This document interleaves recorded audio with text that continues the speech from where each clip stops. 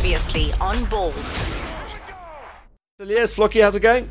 Good and you, Darren? All right, thank you. Thanks for popping in today. You were out in Krugersdorp today. What's going on there? Everything all right? Family attendance, yeah, everything is fine there. Cool. Yeah, cool. All right, nice to have you in. Yeah, I What wasn't sure. family whether do you have in Krugersdorp? You're from the Cape, man. Not again. No, I won't. I promise I won't.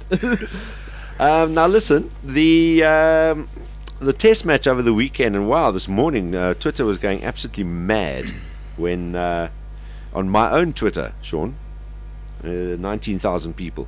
I commented there that I can't believe people are getting on Morné's back, and basically saying, look, class is permanent, anyone's entitled to have an off period. We particularly Brian Abana last year got booed, and I hate it when they booed. Some people saying they were booing tactics and stuff like that, but obviously struggled a little bit over the 3 tests. You were obviously watching. What was your assessment of why he struggled? Darren, I don't think there's anything wrong with his technique. I just think he's going through a bit of a dip, like any sportsman in the world, like Roger Federer last year when he was number 3 or 4 in the world. Confidence or self-confidence is playing a big role in his sports woman or guy's career. So I don't think he struggle a bit with his confidence at the moment. So we just have to keep working hard and doing the stuff he's been doing the last 5-7 years, and don't change anything that's been working for the last few years now. Yeah, I mean, did you watch particularly the place kicking? Obviously, I mean, you know, and I think South African rugby supporters have been spoiled with Morné because of the success rate, and he's Mr. Reliable.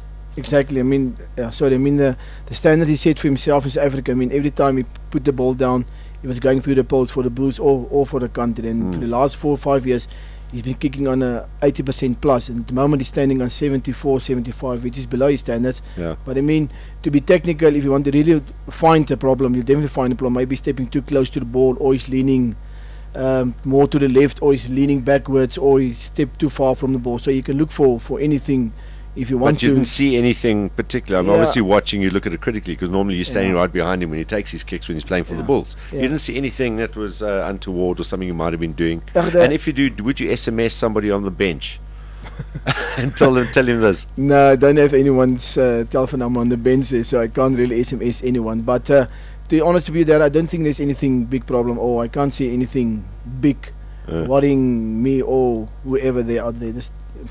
He's just going through a dip at the moment, and just have to go through that and just work hard. Yeah, and that's the thing. I mean, he basically played under, and this is the thing, having sort of got to know the guy from when he was playing under Derek Hoogaard, played under his shadow, and the one thing about Morné is he's a very kind of same guy on the field, off the. He's got the same demeanor and everything. Stepped up when Derek went and got his shot at the Bulls, and from that moment, every single challenge that he's been given, he stepped up to the plate, whether it be with the Bulls in Super Rugby, then with the Springboks, then the Lions tour, etc., etc. And as Simon, you pointed out, I think if you count the number of tests he's played, how many you could count on one hand maybe the bad tests he's had, and that includes the ones that he's just played. That's for you. I'm just quoting him. Yeah, Dan, I think we're talking about a guy who's been putting up, I think, John, 13 records for the last 4 or 5 years. Yes, Vlok. I mean, first 200 points, drop goals against the All Blacks, etc., etc., etc., breaking every record of Nasbota. So this is the guy who's winning the 2009 series against the Lions for us. And this is the guy who's been kicking unbelievable in 2009 and 2010 Super 15 finals. So now we're talking about a guy just from one day here to going to zero. I mean, I think that's a sport, but I mean, just for me, just confidence, and that's the only thing they struggle with at the moment. But Darren, I think you hit the nail on the head. I think, and people have become spoilt with Morné. They expect the very best. They expect 100% every time he goes out there. If he doesn't deliver, then all of a sudden it's a crisis, which is not the truth. It's not the case. I'm just not looking forward to hearing Nas on the panel today, because I can imagine he's going to go off. He's going to go off because he never had a bad game. Yeah, but Nas knows that Morné is only the second best fly off this country's ever produced. So, you know. But I mean, sorry, Dad. You know what's really a worrying factor for me. The same when we played the All Blacks last year in PE. Morné was man of the match, and he put in. He was all the points was for himself, or for the Boks, and the same guys that cheering him on, the same guys booing him 2 days ago, and that for me is a worrying factor. Yeah. It's I go back to, and I mean, this happened, and I don't know why we do it, because once again, these players do not pick themselves. It happened with some of the Stormers guys at Loftus in the late Yeah. 90s or early 2000s. I remember Robbie Fleck, Bob Skinstad, those guys walking out before a test match, and they got booed by the entire stand. It doesn't feel good. And then Brian Abana last year when he's getting booed because Yeah, he was trying too hard, I think. Yep. He was trying too hard to actually, because he'd set such a high standard, things weren't quite going his way. He had a crisis of confidence, and instead of just sort of chilling, going, okay, well, look, these things happen. I think he was trying too hard, and the more he tried, the more things went wrong. Percy went through the same thing, and look at all of these guys how they came through it. Yeah. I think South African rugby public needs to give Morné a chance to come. How old is he now? 26, 27. 26, 27. You go and write to Oak off at 26, 27. No, He's going to have competition with guys like Goosen coming through. Yeah. This young Pollard guy as well. Yep. So, there are guys that can step in, but give him a chance. I think that, and the thing you put it on the nail, and you think you're trying too hard, and the harder you try, the harder you work, or the more effort you put in, the more you actually slip down the barrel. So I think, again, I can't put it other way. I just think confidence playing a major role, and sport is part of character, and that's just build a character in any sports person's life. You're going through the slums, and then you have to dig deep and believe in yourself, doing the stuff he's been doing the last 4 or 5 years, and as I say, it's just part of character, and you just have to go through that. Yeah.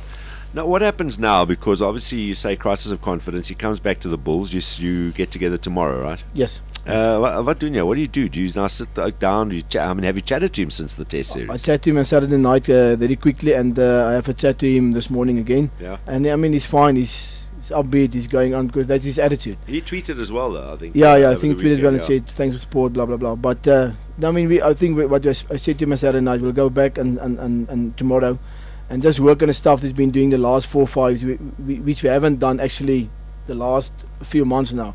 So we'll go back to the stuff that's been working, and that's been making him a solid technique and a solid kicker. That's been we'll just go back to that. And we don't. And listen, we're not stepping on. Obviously, we call him because you were here in the in the same town, and we don't want to step on Louis Kuhn's toes. No. And that's the thing. You don't get involved. Does Louis phone you? Do you guys discuss things when maybe the kicker might be struggling, or do you leave it to him to handle the Springbok side? Because literally, you don't coach the guy. Exactly. The guy's a Springbok. He doesn't need to be coached. You just look and see where there might be some areas. There's been the same when Percy was there. I just SMS him, said well done for his appointment, whatever. But I never phoned him or SMS him, listen, please don't do that, and please just do that, or whatever. And the same as Louis, I just text him and said well done with his appointment, and that was it. I don't talk to him or SMS him and said please just have a look at that or work on that, or don't do that or whatever. So it's up to him, and you have to do whatever you have to do there. No, that was kind of my comment, because I'm sure in training, when you stand with him there on the practice field, I'm pretty sure he slots kick after kick after kick. Yep. So what do it's not a technical thing. It can't, Sê dat die bal nie paal toe gaan nie. Hy gaan links van die paal of regs van die paal. No, no, you're right, Simon. For me, I just keep hammering on the same thing, and it is, you can look at the last 3-4 games when we played the Stormers, and before that, training he never miss. Maybe we'll miss 1 or 2 in training, and he really looks good in the game. But he has to miss against the Stormers to keep the game close. Whatever. So when you get to a game, this is just different. Then the pressure is on, and then when you miss 1 kick, confidence goes, and that doubt or disbelief get into it, and then you're a different person. Yeah. The nice thing about having a station where we get a chance to talk to the guys, and obviously a lot of the guys can't tell us what happens. We like to get behind the scenes and chat to people and find out what goes on behind the scenes, and sometimes they can't tell us because it's tactical. But I think it's also important that from that point of view, when you look at, particularly with Twitter, which is such a great medium. We only have 8,000 on Balls, but it's such a great medium anyway. And 6 listeners, but and it's only cool. 6, yeah. Well, if you extrapolate their numbers, it's about right. Yeah. So when we were at Jacaranda, we only had about 20,000 listeners listening to our show. No, 2,000. But when you look at it from that, and you see the comments that come out there, and particularly as you're there and like for instance Wynand, a lot of people getting on Wynand's back sometimes as well because he doesn't pass the ball. And I tell people, I say, but listen, if Heineke's or France's game plan is Wynand, jy moet die bal opvat, you must take the ball up. Then you can't that blame is your the player. role. If that's what he's been told to do, you can't shout at the player because that's the game plan.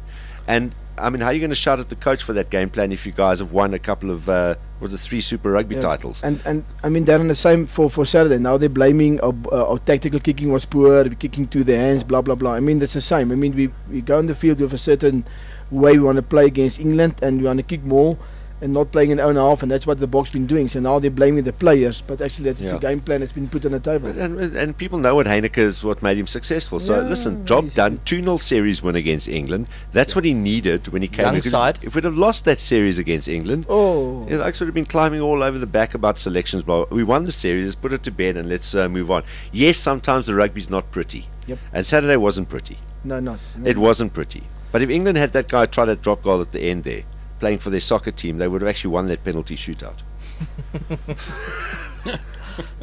It wasn't pretty, but sometimes that's what you got to do. Yeah, it didn't work out, but series is in the bag. Sometimes you play nice rugby and score 3-4 tries and you lost the game. Otherwise, exactly. Listen, thanks a lot for popping in and giving us a little bit of a heads up, and send our regards to not only Morné, but say how's it to Jean-Dre for me as well. Yeah, that's Darren's man crush. Darren would love a one-on-one sauna session with Jean-Dre. He would. I mean, that would be like he could die after that. Tell him stuff like that because he'll say it. He's just a good oak. I'm so proud that he's a Springbok. Can I BBM the Do not say it. Do not go there. Darren wants Vlok to rub him in the sauna. We'll never mention water for good again if you do that. By the way, Flocky, please, we need for Buckies. And we've probably missed Ross Skeet now. Hey, when is he leaving? I think he leaves next week. We need a pink jersey for Buckies. Hy het nog steeds nie een nie. We must talk to Wayne. I'll talk to Wayne tomorrow. So ons wil dit hierdie week stuur na Buckies, because then he's going to Skype us in the pink jersey. That's part of the deal. I will talk to Wayne tomorrow. What is Buckies now? Double XL. What does he take normally? I tried to also get you a Barney Army jersey, and they said they've gone into the storeroom, but they can't find it anywhere. Johnny's camouflage pun. Wait, are we done with Vlok? No, okay. Hold on, because it's Super Rugby this weekend again, so we need predictions. Oh yes, prediction time. Vlok Cilliers, here we go. Fire away, Simon. Okay, Vlokkie, Highlanders Chiefs in Dunedin. In Dunedin, Chiefs. By how many? Just for our punters, 8 to 10. Rebels Reds, Melbourne. Reds by 12. This is bizarre. We're talking about Super Rugby Can you believe games it, again. Hey, unbelievable. 2 days ago. Who are the Rebels? Yeah. Who the Lions? Crusaders Hurricanes, Christchurch. Crusaders by 10. Force Brumbies in Perth. Force Brumbies in Perth. Brumbies by 5 to 6, 5-7. Okay. Close, really close. Stormers Lions in Cape Town. Stormers by 10. And then Bulls Cheetahs. Be a good game. Yeah, it'll be a great game. Was it Loftus, ne? Yeah. Okay. Gonna be tough one. I mean, the Cheetahs, but that's always what they like. Our guys haven't been rested for 3 weeks. They've been playing the test. Cheetahs rest only got Strauss out for the test. I mean, they will be fresh. No, but they haven't played any rugby. Yeah, but they will be fresh mentally, physically, everything. No. And our guys haven't ever rested out. So I think it will be a tight game. As long as the guys are all feeling fine, the muscles aren't sore. Yeah. If you had preparation of 3 tests against England, or sit around on your backside doing nothing, or playing against your B side, you'd rather have test series against England to prepare for the Cheetahs. No, you're right. No, absolutely. They will be tough. I think they're going to thump the Cheetahs myself. That's what I think. Vlokkie, nice to have you. Thanks a lot, buddy. Thank you. All the best. Send our regards. Okay. Cheers, away, Vlok.